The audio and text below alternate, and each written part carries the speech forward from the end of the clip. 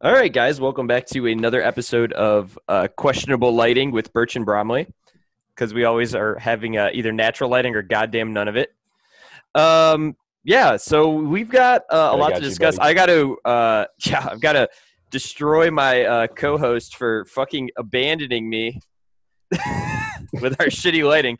I've got abandoning me to talk to the enemy, the dark side of The the force. dark side of UFS. The dark side of UFS. That's why I'm getting the Cardwell. shadowing right now. Let me get my hoodie on real quick. Yeah, the Tamron Cardwell, the dark side of UFS, the unequivocal evil Sith Lord that we know he is. Just kidding, Tam. Tam's great. Tam's great. The problem with a show that has, yeah, absolutely. The problem with a show that has both Bromley and Tam in it is that no one's going to disagree with anything that anybody says. People are too nice. That's the dark side of UFS. People are too nice. So when they both were talking about things, even if neither of them agreed with the point, they're both gonna be like, well, that's a really good point you have. And I am here to tell you, and much against all of those YouTube comments where you guys were so nice about the video, that you're all fucking wrong. You're all wrong. And I'll tell you why. But first, we've got other more important news to talk about today. We had a state of the game that we have not been able to discuss yet because we are busy human beings. And the state of the game was about this big. About this big. It's true. But they did talk to us in a state of the game for the first time since July. First day of the game since July. Thoughts on that? Just thoughts on that, period. I think it's just that Tim has too many jabs, right? Tim is a man of many hats. Yeah, he's got all the hats, and you can't fault the guy for not getting to the state of the game between now and July. I mean, how many states of the game do you need for a dude? decade? If you gave me 3 sentences once a month, I'd be down. I want to know what you guys are thinking. I want to know. I want it to be portrayed to me All right, in not just video needs to come out format. once a month and say no new bands. All they have to do is just summarize the fucking videos that they make. I don't have time to watch The Joffice. Fair. And there's a lot of people who don't have time to watch The Joffice. So if you compiled what you talk about once a month into a small Word document, that helps, the little guy like me who doesn't have time, who is too much of a fucking adult at this point in his life to focus on The Joffice. But this is actually a pretty good state of the game. Yeah, I'm about it. It's very small, but it was small, well written, and I love it. I love the changes. Except I think the retro ones are weird, but it's retro. Who gives a shit? They're literally trying new things, right? Like that's cool. I like the I like the new rules. I don't know how you feel about them, but they feel very verging on the ways of more of like a more competitive card games than like fun card games. So like UFS has always had, it's kind of like it's more fun. Now it's like, what if we tip the scale slightly back towards like Magic and Yu-Gi-Oh and stuff, where I'm sure this rule has to have come from some other game where you can just look at your opponent's decks prior to a match. Sure. I mean, that's the thing that like at every tournament I've played for Warhammer, you look at your opponent's list. Right. You get to look at what your opponent's doing. Yeah. You know exactly what weapons they're bringing. You know exactly what units they're running because like, I mean, it depends on whether the tournament has like proxies and stuff like that. But like, what you see is what you get is important. Sure. And in deck lists, you would get that same sort of thing. Like, imagine how. Here's an example, right? If I know everybody in the top cuts, right? A lot of my Yoshimitsu decks run Koenma's tasks in the sideboard because once I know their attack lineup, it's much easier for me to use the Koenmas. Sure. If I had deck information ahead of the game, I would just mainboard Koenmas because I know exactly what's in their deck. Yeah, no, that's like a perfect example of it, where it gives you there's a competitive edge to it, like where your opponents. I mean, it's not like it's a one-sided thing. It makes it fair. Yeah. I think, and a lot of people like. I think the only drawback of this that people could possibly come up with is that like if you're running like a dark horse deck and people don't know what your deck does, or you kept the secrets, I'm like, who gives a shit? Like if your deck is that much of a dark horse, they're gonna look at the list and be like, I don't know what this does. Yeah, no, I totally agree. Yeah, I think it's because it also it gives advantage to the people who are playing slower decks, like a defensive deck. Mm-hmm. If I'm playing an aggro deck, I have 30 minutes of every round to scout the top tables. Yeah. So I can see what people are doing. Like I can look around, like who's playing what's going on, what does their deck do, what symbol is it, what's blah blah blah blah blah. If I'm playing Kuwabara, I'm finishing one game a round, and they were going to time. I don't have the time to see what a Christopher Bromley's playing up at table 3, you know, or like what Dave Wagner's doing with his turn loose deck today. Yeah. Like I don't have the time for these things if I'm playing a slower deck. But like this introduction of the rule is like, okay, you have the advantage of being like, all right, I don't just get shelled in this matchup because I have no idea what to expect. And in a general sense, it's if you are knowledgeable, the more knowledgeable you are, the better it is, because now you can plan ahead. Like, you know, everybody's thinking about block modifiers every turn, but if you're playing into an unknown deck, you kind of have to roll the dice if you know as to what you think. Yeah, like should I hold a high or a low? If you like that's a huge part of UFS, and deck knowledge will radically, I think, change top cut matchup. I actually love it. I love it because I think this is another thing that is going to reward high table players. Yep. Or like if you get to go first and you know what your opponent's playing, the advantage is astronomical. And like I don't think it'll cut out IDs, but like those are two things that like should be skewing people away from going like, all right, well, just getting into top cuts isn't necessarily enough anymore. Right. Like I want to be able to go first. I want to be able to play around my opponent's cards first and stuff like that. The second change though is the one I am kind of the most excited about. I've always wanted a bigger side deck in UFS. And I thought 10 was a perfect number. Like it's not something I vocalize too often because it's like, who gives a shit? It's just side deck. Sure. But like, not only is it 10 cards, right? You also, for some reason, if you fuck it up, your side deck's just not null if it doesn't have 10 cards. Old UFS used to be 8 or none. It was 8 or 0. Here's to you, Kevin Broberg. Yeah, 8 or 0. You get 8, you get 0. This one is, say I screwed up and wrote the wrong number and I only ended up with 9 cards. Like, I don't get completely fucked. My side deck isn't now null and void. My side deck is now 9 cards instead of 10 because I can't read or write. Right. Yeah, I never understood why it had to be exactly 8 cards. You know, like it's just like one of those weird rules. Yeah, but it doesn't make any it doesn't have any logical sense to it, right? Like there's no like, oh well, this person got an advantage for only running 6 cards in their side. No, like they just fucked up, right? They didn't use it to or they looked at it and they were like, I don't think I need more cards. Yeah. I definitely played in a tournament not intending to play the deck that I played and didn't have like a full side deck, so I grabbed just put 2 cards 4 cards that I was like, these are good cards, and then I grabbed 4 random character cards and put them in the side deck. Yeah, absolutely. It's just like, it's because I had to. I couldn't just be like, all right, my side deck's 4 cards. In Atlanta, I didn't have anything I wanted to. The PTC last year, I didn't have anything for sideboard apart from Shinnok, so I just stuffed it with my favorite characters so that I could bitch about what I wanted to play instead of Akuma. Sure. Exactly. Like I'd rather be playing these other cards. Yeah, I literally that when Ben and I played at table 1 in like round 4. Fam came over and I was like, hey, I'd rather be playing this Faye character or this Sniper Joe character or this Takeda character.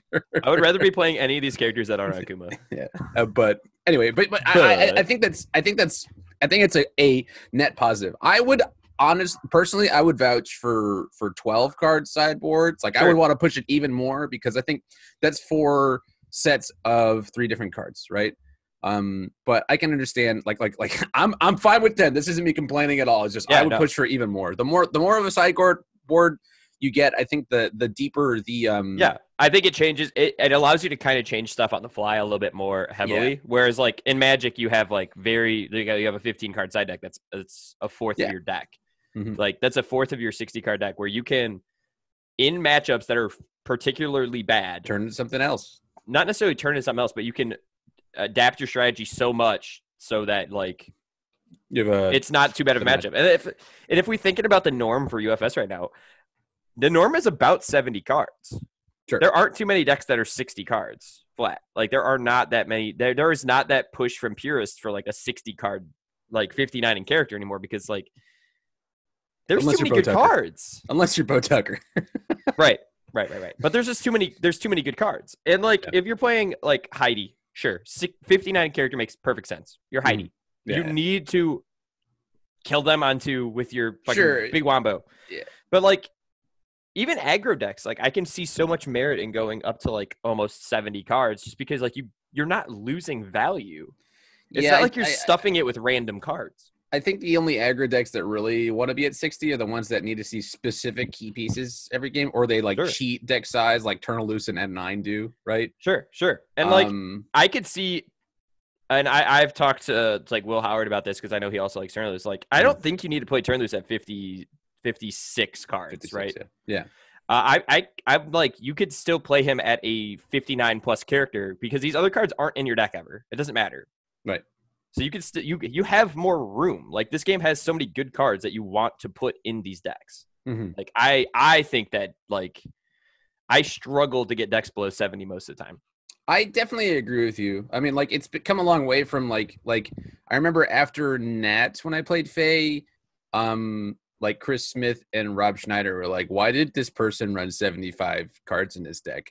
And like now, I used to make fun of Garrett for its like 76 card list, and now I'm like, that makes total sense to me. Yeah. It's pretty funny how that's changed over the past few years. Where like I think the average, like my average deck list runs between 67 and 71 cards right now. Yeah, I'm probably at about 68 to 74. Yeah, I try to get it to 67 is kind of my magic number for 7-handers because that's the one extra hand.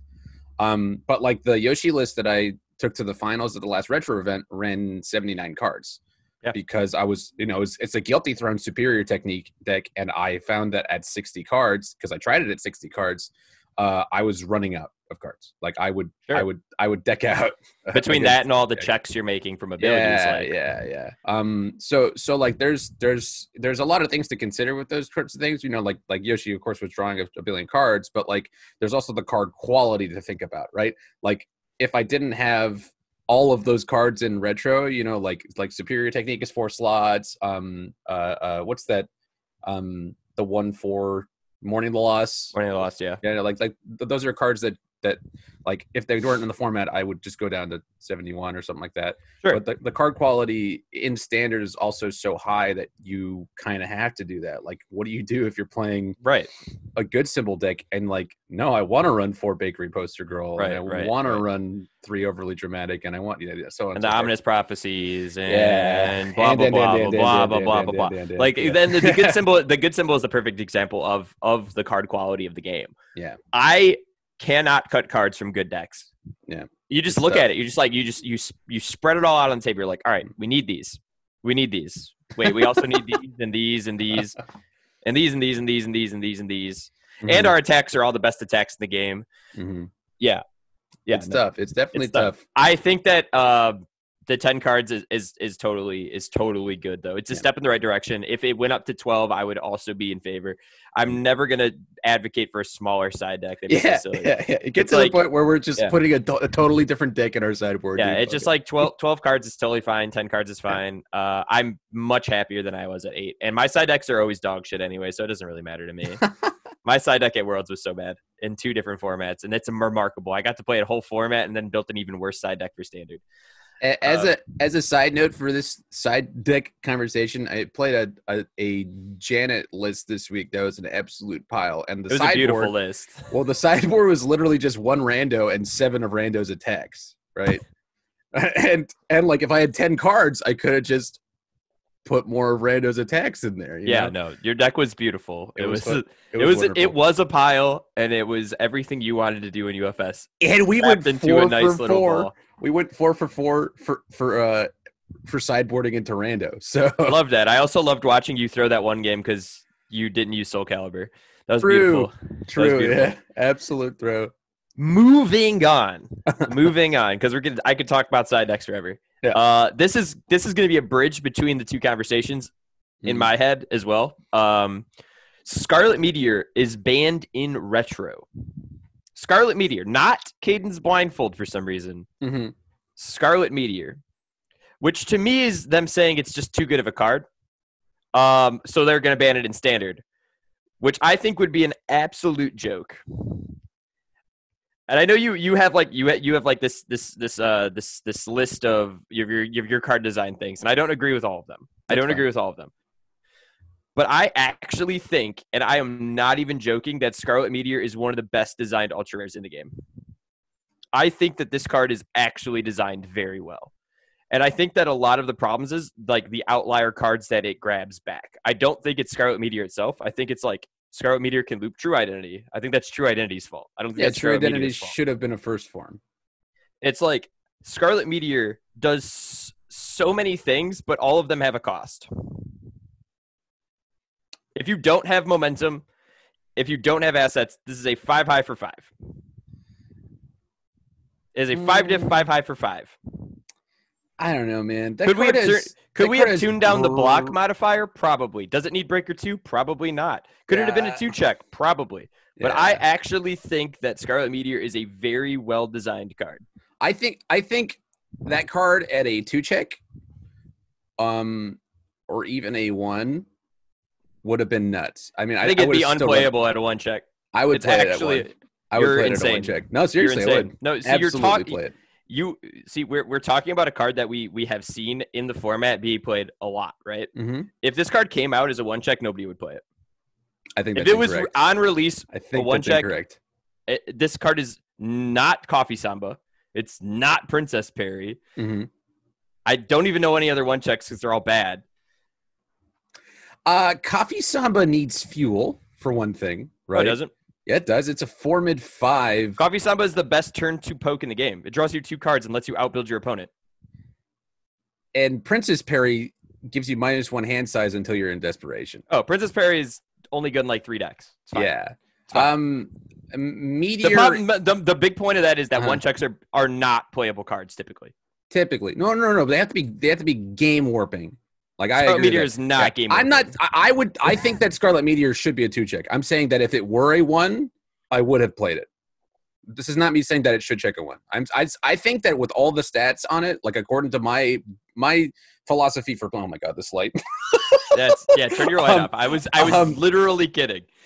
we're in but I think that at the stats that it's at with Breaker and the good block and the fact that it builds in a ready foundation and all this stuff, like I would have made it a 2. I'm not saying that it's unfair at 3. The things that I disagree with about the card are the things that like feel like I'll say like oversights, right? Like like it enables decks like Andy to go in way too deep, and that's I think why it got banned in retro, is because the Andy deck was just like getting to 9 foundations on turn 2 after building 4 on turn 1. And so if you ban Meteor, Andy still has that thing, right? Going for him. And like, but even in other decks, Meteor, if you check a 3 to play it first, right, it's really a 4 diff because you destroy one of your committed foundations and build in whatever the best foundation has to be in your deck.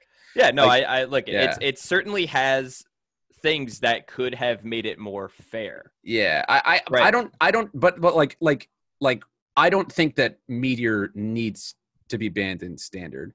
I also didn't think it needed to be banned in retro. I would have gone Caden's Blindfold. Yeah, I would have gone for Caden's Blindfold. But I understand why you would do it in retro because it's kind of ubiquitous to the format, right? Like anything on those symbols runs 4 of that card. Yeah. And so it makes games a little less, a little more solved, I think. And in retro, that's kind of the opposite of what you want. You don't want to solve format, right? Yeah, retro feels like one of those, and we've talked about it. The same reason Bang is banned. Yeah, is because like we think it's more of like they want a more of a limit test on the situation, or maybe not even necessarily a limit test at this point. Maybe they just like the format to be a much more open Yeah, format. I think they want it to be like a And that's Wild probably West what it is. situation. It's probably more along the lines of they want things to be more open. So they want to see more decks. They want to see more deck types. They want to see stuff like that. So like maybe not necessarily Caden's Blindfold is the problem in that regard. Because like, yes, every deck was playing Scarlet Meteor, Caden's Blindfold for like 4 straight tournaments. Mm-hmm. But Caden's Blindfold without Scarlet Meteor is less egregious than Scarlet Meteor without Caden's Blindfold. Yeah, I understand the ban. I didn't want it. Sure. But I understand it. Like that's all Sure. I'm saying. That's all I'm saying. I think that it's a really powerful design. I think that it was juiced a little bit too much on like all fronts on the card. It's a 1 mid. It's got breaker 2. Powerful 4 is insane for a card that doesn't need to use momentum for the powerful. I agree. Like it's just it does a lot of things. What like in my perfect world, abilities on Scarlet Meteor would have been spread to Samina's other cards. Because I think that all of those abilities are really cool and fair. Sure. It's just when they're all put on one card, it's too much of that, neat little package thing that I was talking about Downward Spiral having, right? Yeah. I guess I think in my and not to cut you off, I believe that in my head it is an example of a good trend, not necessarily perfect trend, right? Yeah. I think it's, in my opinion, it's like, and just the way I like card games and how I perceive card games, I think it's the perfect card. I think it is a card that I love card games where they have auto includes. I love that about card games because I think that is indicative of like a good format. Like when your format isn't so spread, I think it's a better format. But not to say that opinion is right or wrong. It's just how I perceive card games. I think that Scarlet Meteor is good because it's not like they didn't do the thing where they were doing for like so long where they just slap like 8 base damage on an attack. Sure. They weren't like, let's just give this guy 8 damage and also powerful 4 and also all of these other things. It at least has that 5/5/5 going for it, where it's like, yes, it does have powerful 4, but as we talked about previously, these cards, like powerful 4 does need something else. It's not just 4 damage. Right. And we were talking about that when you were designing your cards yesterday, when we're like, it doesn't do it by itself. Yeah. Which I'm okay with. And I know that like the destroy one to build in a ready one is kind of fucking nutty because it basically negates bad checks. Right. That is nutty. I agree. Yeah. But like exacerbated by Andy, of course. Yes. Oh, and Andy's kind of like just one of those things where they should have fucking looked at his symbols and looked at the cards available and been like, no, you can't have good, buddy. You can't have good, buddy. Sorry. Let me pose for you an alternate timeline. All right. Sure. Samina's other attacks are like her 5-diff Lightning Fang, which is pretty okay in her, right? Sure. It draws her a card if it's not blocked or something like that. And in her, it's like it's stun 4 and gets 4 damage. It's a big attack, right? Yeah. And then she has the 4-diff, which is like a low attack. It has a kind of like unplayable, isn't it? They're both absolutely unplayable outside of Samina. Sure. Contextualized outside of their character, and the 4-diff is not played in any. I have never seen it played in a deck at all. Yeah. If the action cancel was put on the 4-diff, you might see it in some decks that run a ton of assets and they want to have safety against assets. Sure. If the destroy build an asset thing had been put on the 5-diff, the poke becomes something that they actually want to block because now it's really big, right? Yeah. And then Meteor still gets to keep the build a thing in, right? Ready. Sure. You can curate your staging area. It's still a breaker 2 power, 1 mid block, right? And it fuels this other dunk, right? And that would have made it so that there's synergy in the kit, and those other cards might see play, like the 5-diff that can destroy assets for its big powerful might see play in asset decks, and the 4-diff that cancels actions might see play in decks that are And like comboing asset and decks, I yeah. get. No. Again, but like combo decks in general want to protect their things. A lot of my decks that run Meteor it's like it's flexing so many things. I want it to cancel actions because I need to, like in the Janet deck, I play it just because sometimes I need to stuff into my card pool because I don't want them to revoke me. You know. But sometimes I'm just like, oh, I drew a reduction in 3 meteors, so you're dead. Right. Yeah. So like, the problem with the card is that I see what could have been really, really neat and cool, which is an entire kit of playable things as opposed to one bonkers card. And like I take like you and I have very, very different ideas of what's like what I would like to see competitively. Like I really like to see a lot of different things because I like the excitement of like discovering a person's deck. That's part of why I've never won any cardport and I've won one PTC because I don't really care all that much about like knowing the meta ahead of time, you know, like I'm not like, oh, this is the, like a lot of people will ask me, what are the 3 best decks at the time? I'm like, I don't know. What were the 3 decks I played this week, you know? And like you said right now, I would say Ash, Kevin Broberg, and Yoshi, because those are the last 3 decks I played, you know? Yeah. I mean, that's fair. That's very fair. So I disagree with you just because it's a philosophy thing, not because I think that you're wrong. You get what I'm saying? Sure. And that's what I guess that's what I was saying, like in that regard, at least for that card. Yeah. I do think a lot of the other deck building things you mentioned with Tam, or like the design deck building kind of smorgasbord that you were providing to the entertained community, the sports entertained community. I disagreed with a lot of it. All right, hit me with it. So, and then just hear me out. Let me go through my fucking little spiel here, and then you can push back where you want to. Sure. You had an entire video to talk about your feelings on this. I'm gonna countervent. Here, I'll mute myself.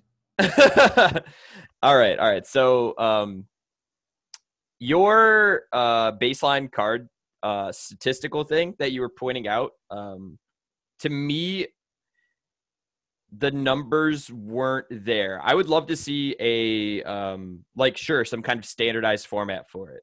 But in your eyes, a 4-diff should be 5/5 at baseline. That was your go-to. 4-diff 5/5, 5-diff 6/6, 6-diff 7/7, or some shit like that.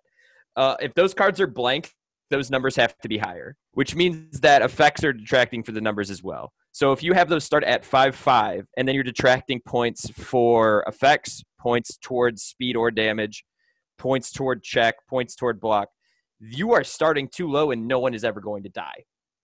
If my idea of a blank 4-diff is like probably like a 5/7. If it's blank, it's starting at 6/6 in stats. And a blank 5-diff would start at like 7/7 in stats or 8/8 in stats because they are blank. We are starting this card in vanilla Caden. This is Caden 1's card. It's got no keywords, no text box, and he loves it. He's great with it. He's having a fun time. But if effects are going to be determining of power level of cards, then they should also be subtracting these numbers. So like a card with Scarlet Meteor starting out as a 7/7, and then you're subtracting effects and numbers and stuff. So it probably should have ended up at like a 4/5 or with a 2 check, as we've talked about. But it's like it can't start at a 6/6 because then you can't tune it enough, or you're tuning it to a point where it's not even exciting and it doesn't do damage. It's either exciting and does no damage, or it's not exciting and maybe does damage. Go for it. Go.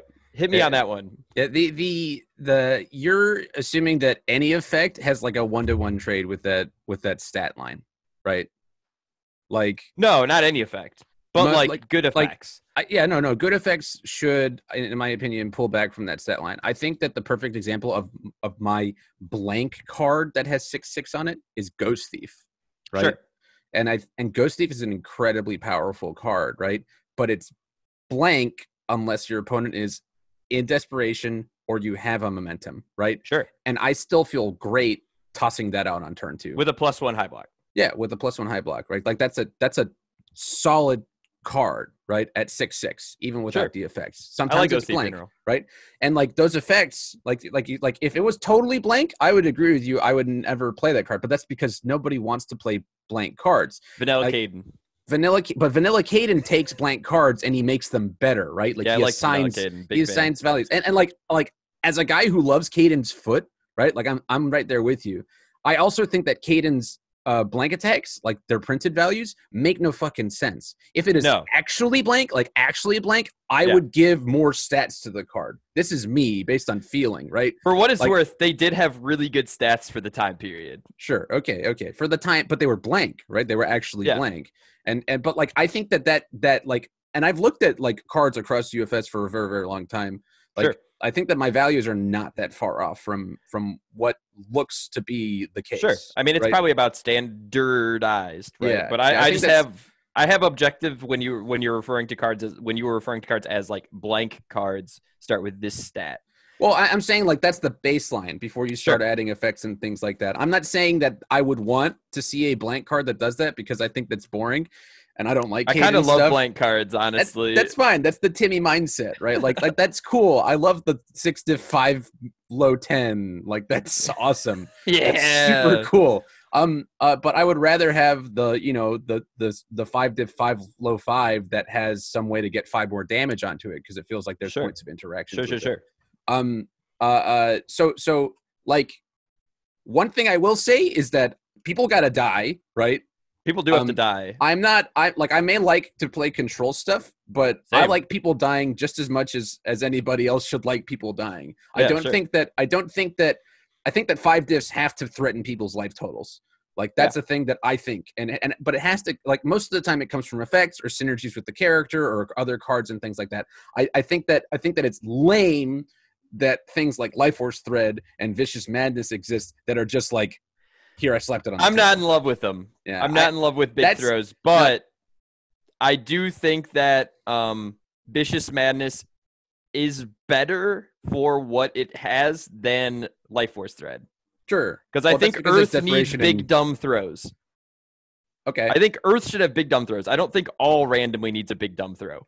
Okay. If Life Force Thread had Earth, I'd have no problem with it because I think Earth doesn't, like, that's one of Earth's thematic things is throw big dumb throws. And I think that's okay. It's always kind of been that way. It's just that big dumb throws are scaling to bigger, dumber throws because we have to kill bigger, dumber life totals. Yeah. Which sucks for 7 hand sizers, but man, you better be playing answers. You get to play more cards. So yeah, you know, people keep forgetting that 1/4 power. What's it? Power. Not power split. I forget. It's a throw, and it says no to throws, and it breaker one's the throw if you block. Oh, power struggles. We love that card. Struggles. Yeah. Got reprinted. Thank you, Phil. The repository of UFS cards. Yeah, I was gonna mention Havoc Call as the example of a really like a card that was overstated at the time period. That's one of Caden's blank cards that got actually played in other decks. Sure. 4 diff, 4 low, 5 damage, with like a +0 block. I think that sounds really weak right now. It does sound weak now, but like contextualize that, like Red Horizon 1 attacks didn't really do damage like that. Right. Well, and also Low Zone was not a strong suit for anybody. Low Zone was like that card was in like Ava decks, like Low Zone Ava, and you just like fucking shat damage out of people. That's like really quick aside. I think that there should be a better block spread across, like every symbol should have good block spreads. I don't know. I didn't disagree with that one. That one was one of your points where I was like, I don't understand why people can't fucking block, but whatever. Like why is it determined that chaos can't block low, like or water can't block high? Like that doesn't make any fucking sense. Dude. Yeah, every symbol should be able to block. Yeah, that's bad. That's bad design. Yeah, but you continue. Yeah, another comment you had was that they keep remaking cards but better. And I think that that's not necessarily what is happening. I think that is a logical progression in card games that have existed for 14 years. Yep. That you are going to reuse themes and effects because you literally cannot not do that. Like you have to do that. You're going to run out of ideas. And I don't think it like is that bad when you go, all right, this card came out in Blood Omen, War for Armageddon. Let's compare it to a card that came out of Libra or whatever the fuck Servant of Ares came out of, whatever the fuck. It was Libra. Yeah. Libra. I think that is a fine progression for them to be like, okay, what was good in Blood Omen versus what do we need now. And what we need now is something that helps combat the power level of cards from now.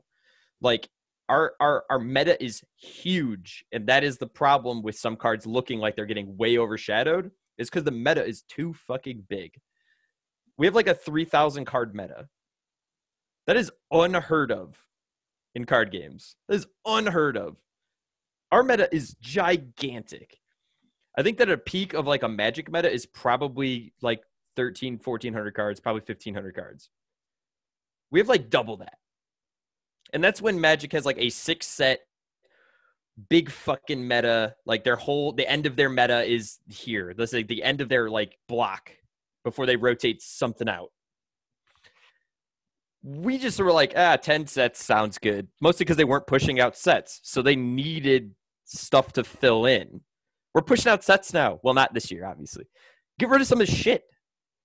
Why is Blood Omen still in the set 4 years later? Get it out of here. Right. Go away. Like, go.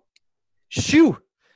Other than that, like, you mentioned Whip Assault versus Exploding Flame Roar. I think that Exploding Flame Roar is just Whip Assault, but better, obviously. I think everybody thinks that. But I don't actually think that Exploding Flame Roar is too outside the lines of what a card that requires you to play 2 cards before it does. I understand that like attacking is part of the game, but like you are required to actually play into this combo. Sure. And I think if you're a 3-card combo, you better be fucking doing 1 million damage and be broken. Listen, I played a lot of Exploding Flame Roar. Love Exploding Flame Roar. Yeah, you were talking. You mentioned how like you didn't like that it was a very linear path for your Takeda, and I was like, I would love for my linear path to always lead to a 1 billion damage, stun 1 million attack. I want all of my decks to have this linear path to a goddamn kill condition. That's fine, because that's your playstyle. I got bored of it. I got bored of it. Sure. You but there's also like it's not that was the only thing you can do. That was just the most logical thing you can do. Yeah. You certainly have a 17 kill condition DJ deck right now. Yeah. 17 kill condition. You didn't have to do that. You chose to do that. So you can do the same thing with Takeda and other decks. You're just choosing not to. Yes. See? Correct. So it's like you have the ability to do whatever you want in the game with 3,000 card meta. Yeah. It's an opinion thing. And I'm not saying I'm correct. Choice was to bitch about it. Yes. Absolutely. No, that one I was just like, I think and that just harkens back to like the Yu-Gi-Oh point that Tam actually made up, the comparison of where like I think it is so good for the design for like a lot of things to have straightforward game plans. I love that about it. I do like when you can do a little bit more cutesy stuff. I think that's fun, but I think that the cutesy stuff shouldn't be your deck. I think it should be your like say 15 cards of choice that you get to make in your deck. I think if you have 45 cards dictated to you and the other cards are like, these are the ones you can choose from for fun and like not for fun necessarily, but matchup dependent, meta dependent, stuff like that, where you can mold your like extra cards that aren't say the staples. I think that's super healthy for like a game like UFS where the meta is huge. There is no diversity. Like people have to have some kind of direction, or there is diversity. Sorry. People have to have some kind of direction on what to do. Cause like if they didn't, oh my God, the decks would be so bad. Well, I don't know. I like my problem with the retooling an older thing but better is that like it just feels like I don't know, uncreative, you know? Cheap. Like it feels it cheapens my experience as a player if a lot of decks have the same like flow chart, you know? Sure. Like that's boring, and that's not why I play UFS. And I think that's the biggest problem with attacking and defending in the game right now is that we have a clear command point, you know, like this person is in control of the game and this person is not in control of the game. There's not the like the best part of the game. Like my favorite games that I've played and watched, you know, like the Yoshi versus Kuwabara matchup I played against Jose. Watching Dave Wagner play against Barrett Bryant, you know, 3 years ago, And like those are games where people were going back and forth. They were tooling for a while. Me beating Cody Kent. You being Cody Kent. That was a wash. And you know it was a wash. There was no back and forth there. What are you talking about? But like I like the 100 points of interaction, right? I want us to have a back and forth, and I think that's a problem with the design right now is that things are like, I need you to stop right now, or I need to kill you right now, instead of being like, we build up to this point where I got you, or I build up to this point where I I outmaneuvered your defense, or I outmaneuvered your offense. I kind of prefer, and I'm not like saying once again that your opinion and any of this is wrong, because it is your opinion. My opinion is just right. No, I think that the way the game is played right now is very. I think it's healthier than what we were experiencing in years prior. We're just looking at it through different lenses. Sure. Because there were plenty of metas, and like the year I won with Jiffany Jamber was there was no interaction. Mm-hmm. No decks had interaction with them. Your interaction was revoke. Right. Sometimes, assuming you were playing against a deck you could rogue. But we had Napalm Man, who just burned you for your life total in 2 turns and was attacking on 1. We had Ryu, who was just throwing 15 damage attacks at you on 1. We had Kim, who was infinite comboing you, and you couldn't do anything to stop it. We had like Felicia decks with 9 million speed Nevoses that hit for 2 trillion thousand because they were the best decks at playing defense and also the best deck at playing offense. Dimitri didn't die. You couldn't kill Dimitri. You had Tengu Dive decks. You had Turbo Man decks. Like, there were so few points of interaction at all during that meta. Like, your interaction was, did your solitaire go better than your opponent's most of the time? But now, and I'm not saying it's much, like, I'm not saying that offense is much different. Offense right now is the best it's ever been. Attacks are stronger. Attacks have better effects. Characters are better at making their attacks better. Like, offense right now is just an insane ball of death. Mm-hmm. It's just, push all of your orange cards at your opponent, and they're all coming for like 12 damage. And if your opponent's alive somehow at the end of it, maybe they get to draw their attacks and backswing you. But defensive decks are hands down much worse at offense, so they have to be able to end your opponent's turn more times than once. Mm-hmm. If you can stop your opponent from attacking you maybe 2 times, that's the only way you are going to have a chance in that game. So I think the big, like, end your turn cards, and they typically don't even end your turn. It's like, put 1 extra card in your card pool, so makes it more difficult. Mm-hmm. Put 2 extra cards in your card pool. I have to play a reversal and then yin yang you and hope that works out because my reversal has combo. Or breaker, or breaker, right? Minus speed, things like it is. I understand that these defensive tools are there, but they are so much weaker than my opponent being Ken 2 and just throwing their whole deck at me. Sure. So cards like from the hand negation cards like Bang, Revoke, Taguro Brothers are so needed for defensive decks. They just happen to be able to be played in offensive decks too, which can be an issue, which is an issue, really. Like Scorpion being able to have huge attacks, disgusting stats, and also being able to play Revoke and Taguro. Yeah, that sucks. That is a lot less interactive than my opponent being like, all right, I'm fucking some shitty void deck that can't do anything unless I have these negation pieces to maybe be able to survive an extra turn or maybe an extra 2 turns. Or like an all deck being like, okay, I have to stuff my opponent's card pool. Or a water deck, I guess, is maybe that's Water's thing. I don't know. Is that Water's thing now these days? I think it's Water's things, I guess. It's Water's thing. It just happens to have all on both those cards. Yeah, they just both happen to have all. I guess, but Yin Yang has water and not all, so maybe it's a Water thing. I don't fucking know. But it's like, these cards seem so necessary to me because, I mean, well, fuck it, dude. We've played a million games of UFS where sometimes we just kill each other with no interaction, and it's just because, like, I've never killed you with no interaction with my fucking, like, bullshit bad Vega deck. That's not how that works. So, okay, 2017 Nationals has nothing to do with the format right now, right? Like, Well, it's 2016 Nationals. 2016 National, sure. The the game having precedent for there being no interaction, right? Like that doesn't mean that I can't yearn for interaction. Sure.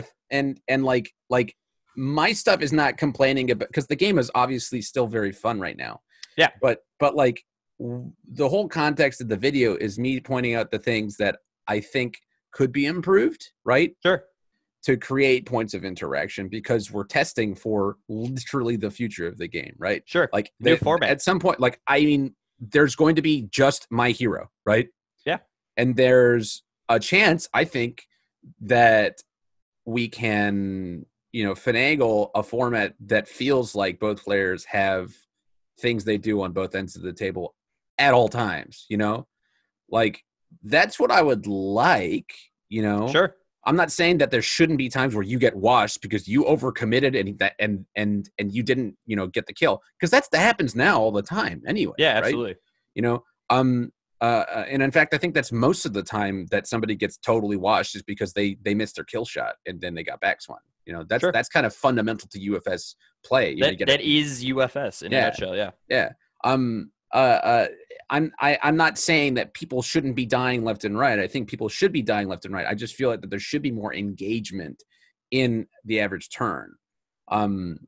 Whether it come from like cards like refusing to let go, cards like for Mother Russia and Dark Side of Karma, I think, is a great example of this. It just happens that every card has weapon now, so it's less good at canceling. I really like cancels. Dark Side of Karma is awesome. Yeah, I think cancels in general are really, really great for the game. Sure.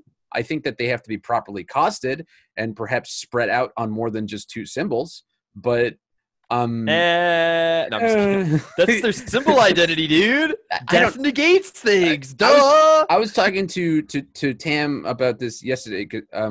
I don't think that symbol identity matters to me. I actually hate the concept. I think that symbols should be, and then, like, I know people are going to way disagree with me, but I think that like it's a thing and it should be considered, but I don't think that it should bar you from being able to play an effect because you don't have a symbol, right?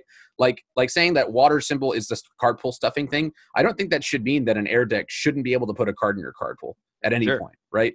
And like I think that it should be more prevalent on symbols, perhaps, right? Sure. But there's nothing saying that like why is it that all symbol is the only one that gets to draw two cards, right? Let me and I totally agree with you. Let me contextualize this though in a I guess like a Magic the Gathering sense. And you don't have to know anything about Magic the Gathering for this like point of view. And I'm sure you also know roughly about Magic the Gathering because you're not an idiot. Sure. You are an adult who has played card games at least red once. deck mad, blue deck canceled. Yeah, exactly. And like the good or the white guys are like fucking they gain life and stuff, and then the black guys lose life and they kill things, and then like but like it doesn't necessarily mean that they have to be constricting like in that regard, like because obviously like Magic's got a lot of split symboled cards, like a lot of split colored cards. And they do cross those boundaries, but the costs are always different. So, like, I think that if you go, hey, water is the card pool stuffing symbol, but wouldn't it be really cool if we made this air card that does it? I think the air card has to have a higher cost. I think that you have to be able to justify these things because you do have different symbols. Are there too many? Absolutely. It's stupid. I think 12 is too many. It's too fucking stupid. You put 3 on a card. How about we just have like 5 symbols and you don't put 3 on a card? I don't know. Maybe that would be easier. Interesting. But it's just like they need to have some kind of identity, or else the entire structure of them existing is just so stupid and pointless. And I'm not saying it has to be rigid lines. Like, I'm not saying Void can't have a card that says draw cards. Void's got Voice of Reason. Yeah. It's higher costed than any all card that draws cards, probably. You actually have to discard a card, and your opponent gets to draw a card also. So, like, they exist, but I think that's like a good example of something that should happen, where it's like, say the all card is just the 1/5 from Sun Mina, where you flip it and draw a card. Yeah. You just draw a card. But for Death, Order, and Void to have this draw power, it's both players draw a card, and both players have to discard a card to start. So, like, it's not a 1-to-1 thing. It's not. And I don't think it should be 1-to-1 because I think symbols, as stupid as they are, that there's thousands of them, do matter because that's the game we're playing. Okay. Because if we don't have symbols, then we're Yu-Gi-Oh! And you play all the best cards. Well, I think symbols are cool. I think they're great for defining a character. I think thematically it's really, really neat to be like, what really is the essence of this character, right? Sure. But I think that like it leads to problems where there are characters who have good symbols for them, but their effects don't, like, if you didn't have the face on the card, I would not be able to tell you what it was, right? Like, yeah, oh no, that's absolutely the case. Like I think the if you took any character from either Soul Calibur set, got rid of their picture and threw the card down in front of me, I couldn't tell you who it was.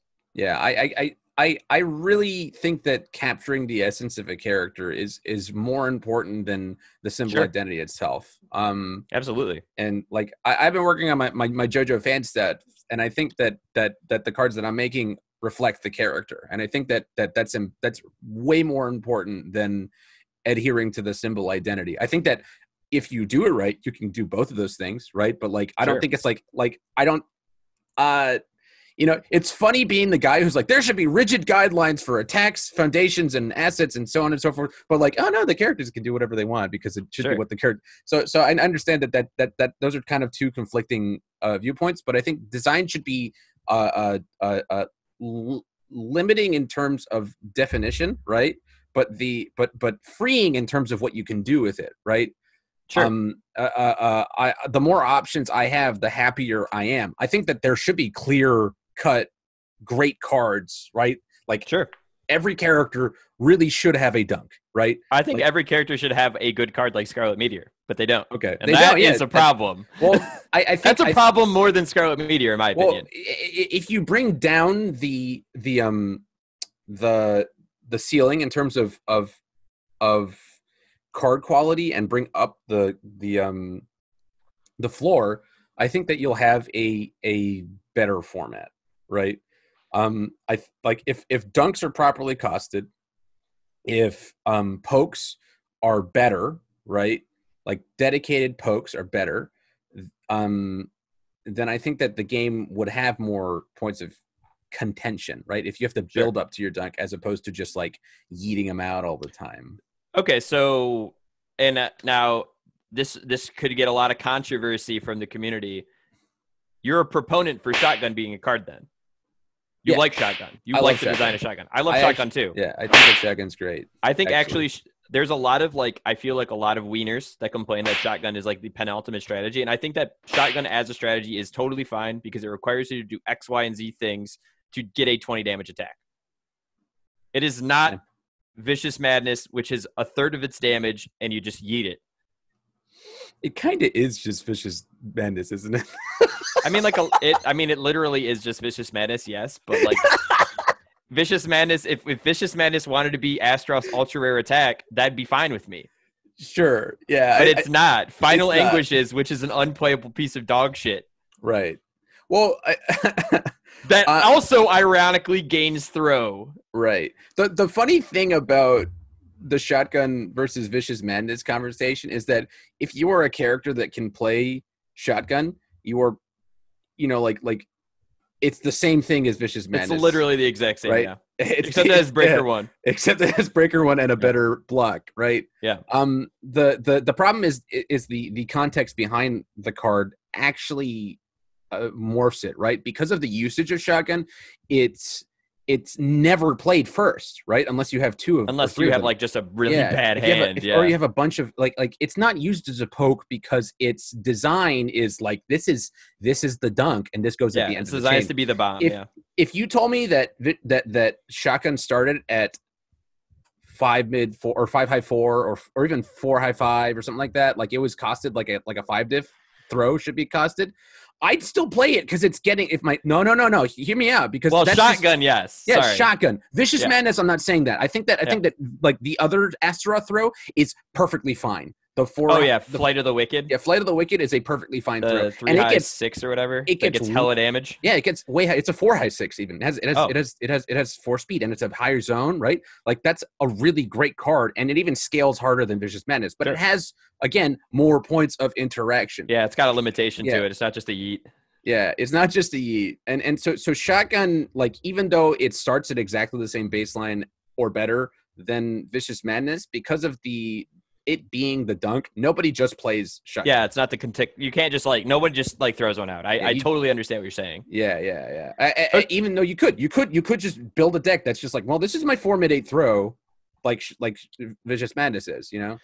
Okay, now I think this is just for the sake of argument and for how this set is such a polarizing ultra rare versus like the good ones versus the bad ones. Mm.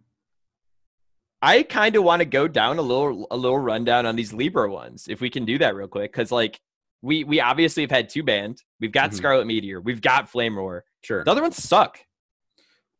The URs? I don't think so. I don't think. Oh, okay. I think the only one that flat out sucks has got to be the Astaroth UR.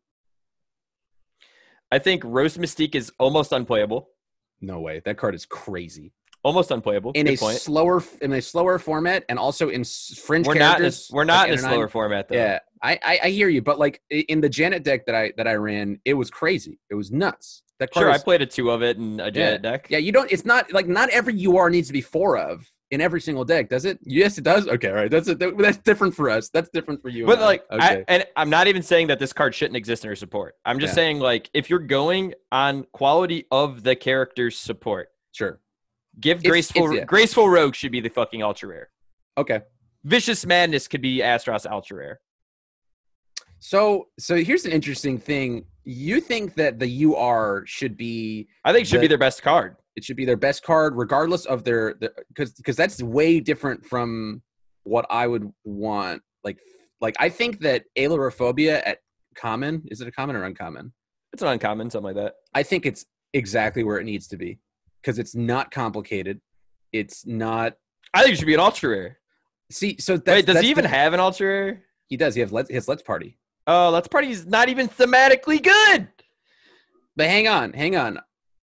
You think that URs should be their best card, right? I absolutely this is the card you want because you want to sell boxes, and this is the cool card you want people to trade for and sell for. I think that the UR should be the card that ties the kit together. Oh, that's so bad. That's so bad for getting any value out of anything. I don't think so, man. And I think that Jasko agrees with me. I don't think they do. I think they do. I honestly think cards. They do. Maybe they want to like half the time, but then the other half they're like, oh, we have to sell boxes still. Well. Look at the best URs in the format. I think that like okay. Let's just do what you said. The Libra of Souls URs, right? The best ultra is in the format. If we go that way, it's going to be their best cards in their support, isn't it? Right. Well, no, not all the time though, right? Like even if you take like Nutcracker for example, that best card in their support. Yes, but it's because it ties together Cassie's stuff. I think it's because it does everything. I think Akimbo comes in for bigger damage more consistently. Yeah, but I didn't say it has to be bigger damage. I said it had to be the best attack in their support. Or it should be the best attack in their support. Most of the time, because you're the Timmy Spike, you're gonna think the one that does the most damage. That's not true. That's why I said Graceful Rouge. Graceful Rouge should be Amy's ultra rare because it's her best attack. The 305 stun 2. I think that is her best attack. I think it's too boring to be the UR. Same with Vicious Madness. Like imagine that you open a oh my god, I'd be so excited to pop a Vicious Madness. That's a card you know you're gonna play. What are you kidding? Are you kidding me? Would you rather pop Vicious Madness or Final Anguish as an ultra rare? Your ultra rare slot is Vicious Madness or Final Anguish 1-1. I would be unhappy because I pulled either of those cards and I hate them. That's not true. That's not true because your Vicious Madnesses would be like $15 cards and you wouldn't be upset about that. Okay. But also, not only does it get you value on your box, your ultra rares also don't end up being $70. Nutcracker wouldn't be $70 if every single ultra rare in that set was good. Oh yeah, absolutely. Yeah, 100%. Correct. So like your box's value is now tied to like which ultra rares you got instead of like now it's which ultra rares you got hard fucked sometimes. Sure. Right. Then it'd be like which ultra rares you got what kind of box did I get? Did I get the Amy God box or what? Mhm. And then sometimes you're gonna get fucked because Talon has no good attack, so who cares? Well, I think that's a design complaint and not necessarily a like. I think that the How card that much ties cooler together is Deathlord Impalement as an ultra rare? what's Inferno's UR? Dark Reconquista Purgatory, which is a fun, cool card, but Yeah. Deathlord's Impalement as the ultra rare is I can agree so with that. much cooler. I can agree with that. I don't think that Dark Reconquista Purgatory is a UR sounding card. I think that you're right about that one. What about fucking I don't even know what Tira's good attack's called. The reversal. What if that was the Scratch ultra rare? Glissando? Or if Bleak Concerto didn't suck. I don't know. Or if the Boulder Crush wasn't bad. Yeah, actually Tira, I actually think love Bleak that Concerto should be Tira's ultra rare. Yeah, that is but a I UR think card. The rest of her support just sucks. I think Bleak Concerto could have checked a 3. It's already a 6. It should have checked a 3. Yeah. If it checked a 3, it'd be a playable card. I think so too.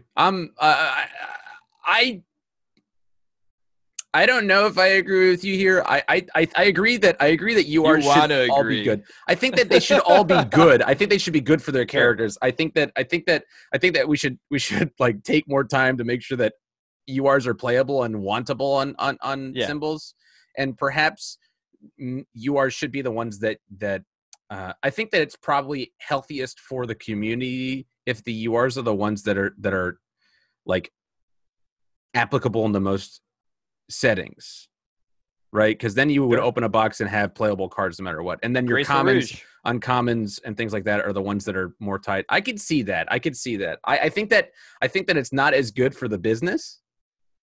I think it's perfectly okay for the business. Actually, I think you sell more boxes that way. You think so? You sell more boxes and less singles. Well, because people, it's not good for your singles retailers. No, it's not, right? But it's good for the business. Sure. Because people are just gonna be like, "Wow, every ultra rare is good. Oh, I'll just buy a box." You might have changed my mind about it. I'll just buy a box. I'll have to think about it a little more. I'm not saying that they can't have these dog shit cards like Final Anguish, but it should be a rare. Sure. Because like it sucks. All of Astaroth's foil cards suck except for Servant of Ares. I guess Kalutes. But it's like, dude, you'd feel so bad.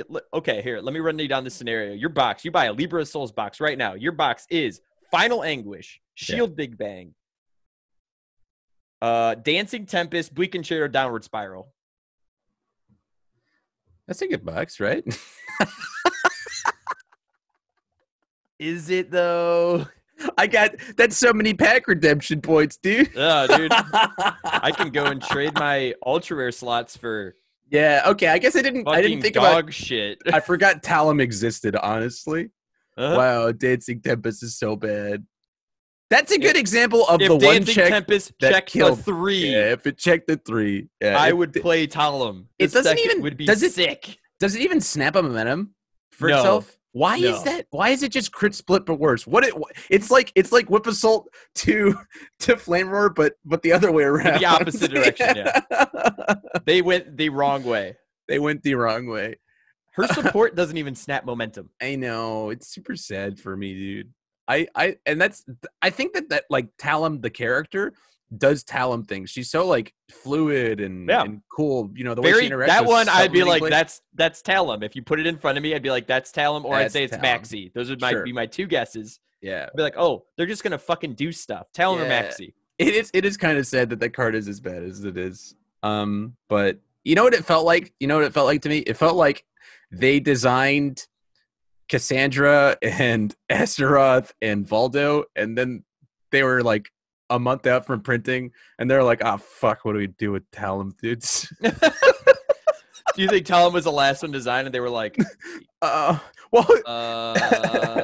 a dart at a board. This is just taking the piss. I think it's a funny little timeline, right? But remember when it was first previewed, it didn't have 3 speed. It was just 3 damage on the attacks. Oh yeah, the multiple. 4. Yeah, it's 4/4 and then they're like, "Oh wait, that was the wrong one." They slapped 3 speed on it too, and people were like, "Why is this check a 1? Why? Just why have you?" And then they printed Reverberate. There are so many things wrong with Dancing Tempest. It's unbelievable. This card is a Yeah. 2-speed attack, by the way. Yeah, it's but this is a good example of a card that doesn't follow my rules. No, Doesn't follow my rules. This is the worst card ever. But don't worry, if your opponent's in deadlock, you can have a multiple 4 attack with no momentum. With no momentum to spend on it. Yeah. Yeah, I do weep. I weep for Dancing Tempest because it's got the coolest art too. Like, it looks so cool, dude. I would put that on a mat. It looks so neat, and like fundamentally, I love giant multiples, dude. Giant multiples are so cool, especially end of chain ones. Yeah, I do like Reverberate. Yeah. They're cool, man. Hell yeah. 4 diff multiples everywhere these days, man. 4 diff multiples everywhere. Oh, the only other thing that I wanted to point out is that Rikuo never got banned, and that deck sucked. It didn't get banned, and the deck sucked. I don't know. Was not good. I played into that deck one time, and I was like, "Wow, that is crazy." Yeah, when it goes off, it sure did look nutty. I bet. You know how many times it didn't go off? A lot. All the time, probably. Sure. Okay. Rodney did not top 16 that event. I was using an example. Okay, they won the teams though. They won teams. They did win teams. Who cares? It's teams. I won teams with Vega. Okay. My example was that sometimes Jessica doesn't look at the greater context of things. It doesn't even matter. It didn't get banned. Okay, sure. It wasn't right because because the Shiva point was a good point, but then you pivoted into Rikuo, and I was like, this could not be any worse. I just used it as an example because I had come across it and as a anecdote. Also, Tengu Dive was out way before that Rikuo got reprinted or got printed. Yeah, that was the whole thing, is that they designed Rikuo without thinking about Tengu Dive, right? Oh yeah, I got it. I think or they vice did. versa. I feel like they did think about it. Whoever actually designed Rikuo, because it wasn't Jason. Jason probably didn't know about it. Okay, but that was also during the time when other people were designing, and when Tim Keefe was designing cards. Sure. Okay. Yeah. I accept these parameters. It's okay. It's okay. I just wanted to give you shit about that one because I thought it was That's funny. fine. That's fine. It didn't get banned. It wasn't that good. I think I beat that deck anyway, but it was just when it went off, I was like, wow, that's fucked up. That shouldn't be a thing. Other stupid news. You can play all these other bad promos from Shadow War, and also you can play My 3-Dot, which is kind of fun. Mm-hmm. Purple card promo. I'm gonna click the link. It's a Buki, I guess. That's fucking lit. Yeah. We love to see that. Is that in standard or just retro? Can I play Sabuki in standard? It's retro. That's fucking it? Yeah. No. Yeah. It's just retro. We are introducing Purple Card promo. Are you sure? Yes. Did you ask? No, but it was on their stream. I thought it for retro. Oh, okay. Yeah, because the purple card was a promo in that set. And during the stream, somebody asked, "Oh, is purple card coming back?" And they're like, "Yeah, that's cool. Do it." Oh. Yeah, it wasn't like they planned it. It was just like, that would be a great idea. Thanks, viewer, from the stream. Because it came from the promo set, or the promo, whatever. It was like Pack 5, whatever. Oh, this isn't even one of the broken Ibukis. 5-star. This one's a really good Ibuki, though. Yeah, I think it's the one. I think it's the one that Tim Keefe recommended.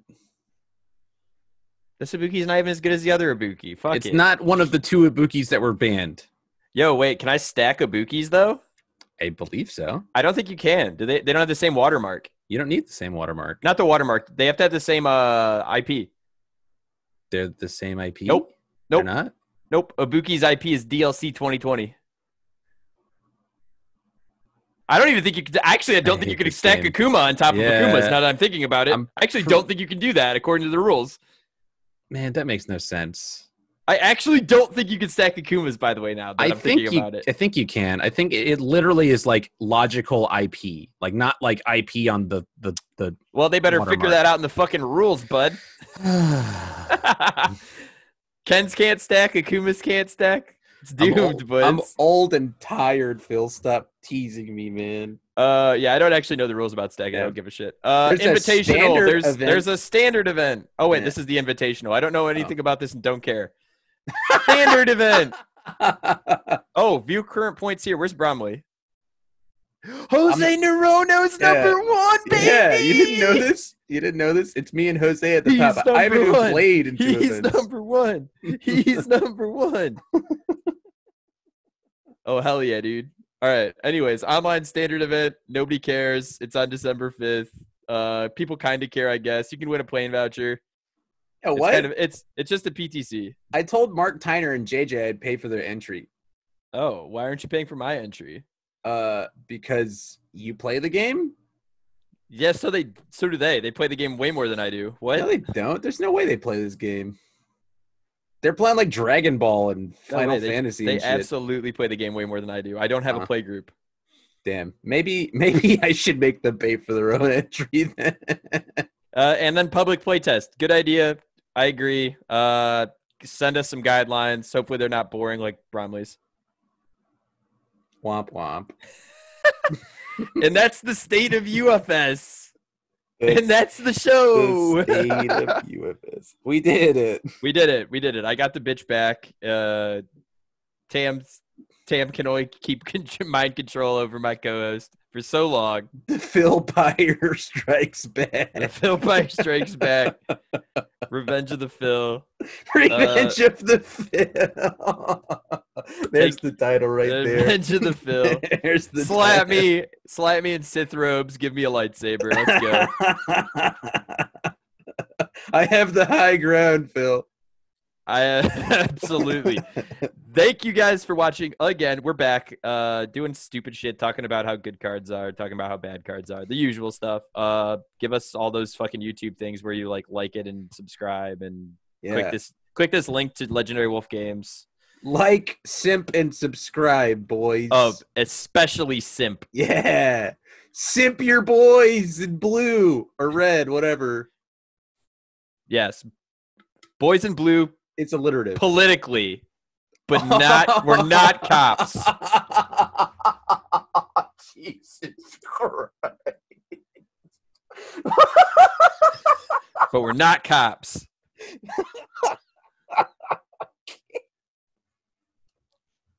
Okay. And that's the video. That's the whole thing. He can't even end it. That's it. That's the whole one. It's fading through there, man. I can't. Oh, dear Lord.